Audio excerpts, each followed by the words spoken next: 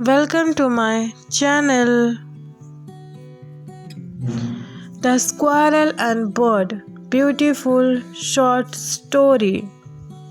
One day, a beautiful bird came looking for food.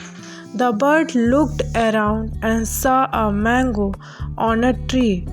It was ripe mango. Squirrel was eating that mango. The bird came near the squirrel.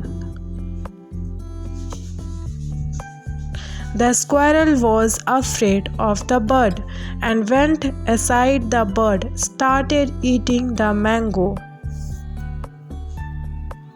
The bird saw squirrel was looking at her sad. "Come, squirrel, let's both eat this mango," said the bird. Squirrel was very happy. The bird and the squirrel ate the mango happily. Moral of the story: share everything equally with others is the best way of the life. Thank you for watching.